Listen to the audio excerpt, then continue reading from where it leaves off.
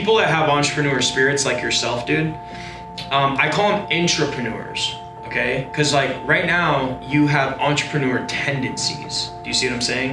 And an intrapreneur is somebody that can come into a company and he can cling on to somebody that is an entrepreneur, and he can really take that business to the next level and start learning everything that he needs to know to become a boss and do whatever it is that he needs to do. You see what I'm saying? Yeah. The main thing is we'll make sure that you're making what you're making now, and within 60 to 90 days, we'll sit down again and we'll look at your circumstance and we'll say, hey dude, let's see if we can make this work for you. All right.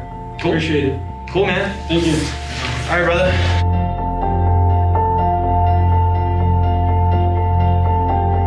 We just hired Tito, so he's a family man, and you know, he's about to have a baby, and he's married. He just got recently married, younger guy, probably like 25, and so you know, he just accepted a position here, and he's been working at his current position for the last 5 years, and it's a big deal for him, and I completely understand. You know, working anywhere for 5 years could be, you know, that's stressful, you know, to make a jump like that. But he's hungry. He's got a side hustle where he does party rentals on the weekend, and then he's gonna be working here Monday through Friday, 10, 12 hours a day.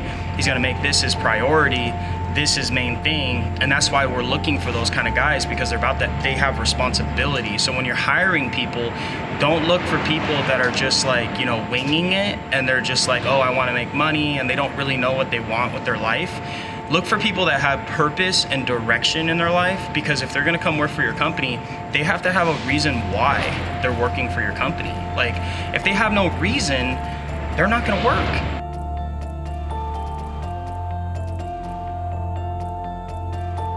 How long have I known John?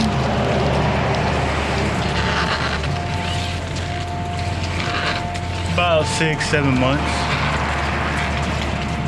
It's not a long time, but it's long enough to know whether you like the person or not. He cares about a lot of people. I mean, there isn't anything bad I can say about him.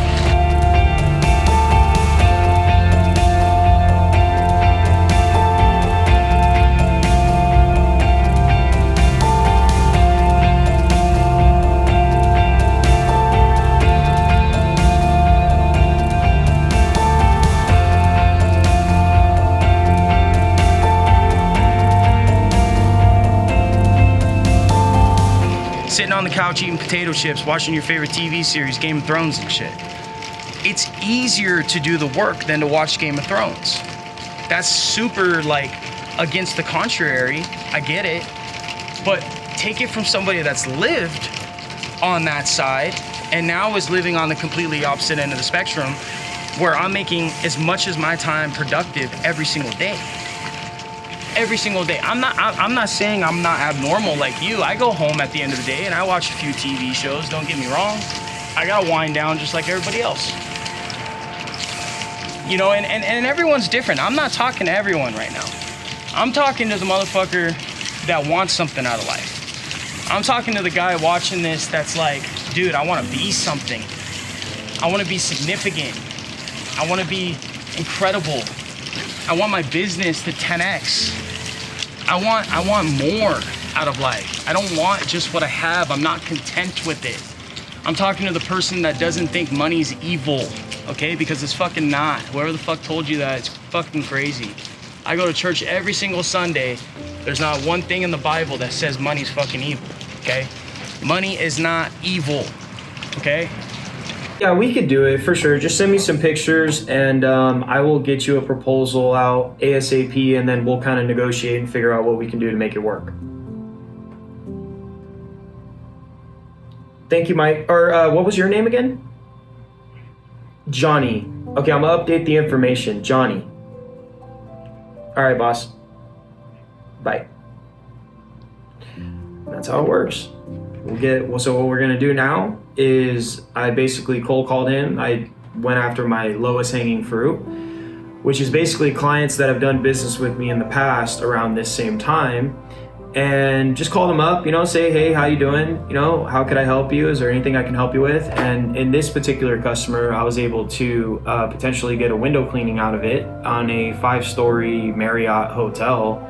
And then also he has like 4 stories of his building that has the original construction plastic panes that are on it, and he doesn't know what to do. He doesn't know how to get the plastic off of the windows. So that's easy for us, you know, we'll peel it off, scrape it off, do whatever we need to do, and then we'll get the window cleaning contract all over again, and you know, we'll clean his windows again.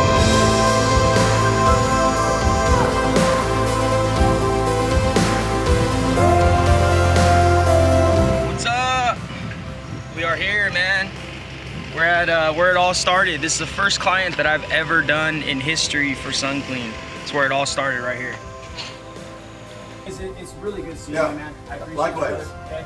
Amen to that. And thank you for giving me a shot when, you know, oh, yeah. I was just starting at you. Be sure to let us know if you're going to stop doing our house. No, we're going to still do your house, for sure. That's why I'm here. He was the first person I talked to, dude. Knocked his door.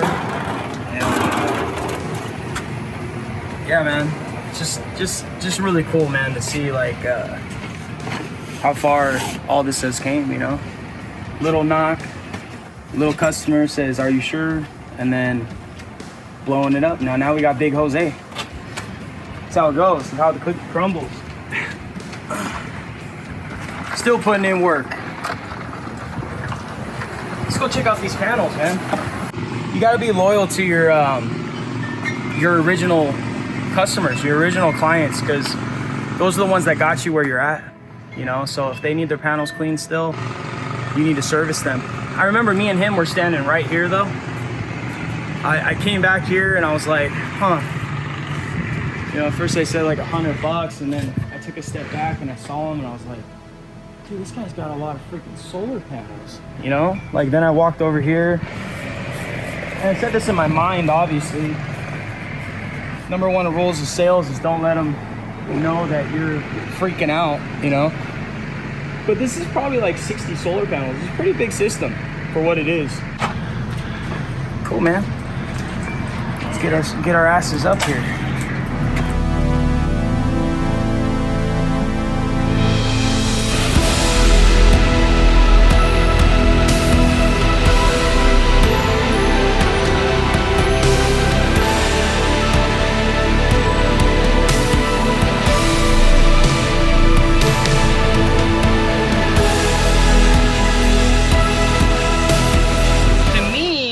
Was pumped, man, because it was like $34 an hour. I barely even had a business, and I was like, I want to make this happen. I want to make this work. And from that day forward, I got motivated, and I went out every single day. A lot of them shut the door on me, but then a lot of them did business with me, just like these two. Okay, one thing led to the other, and then Sunclean was born, and now we're here. But the moral of the story is that it all starts with one little door knock, one little phone call, one little social media ad, okay? Right now you're thinking to yourself, I can't grow a business. I can't do a business, okay? And for me personally, I didn't even stay into the residential community. I'm just here because this is an old client of mine. It's my first client. We have special relations. He calls me every year, and I do it for him. I don't up the price. I keep it the same because I'm so appreciative of what this house did for me in order to start my business. So that can happen for you too. I'm not saying maybe exactly that way, but that's where it starts. Is you're walking down the street one day, you're lost, you don't know what you want to do, you don't know what's making sense, but you have that little idea that you're like, man, I think I have a business idea, or I think I want to do this, or I think I want to take my business to the next level. And then you know what it takes? It takes action. It takes you to just start. Just start, man. Just give it a fucking shot.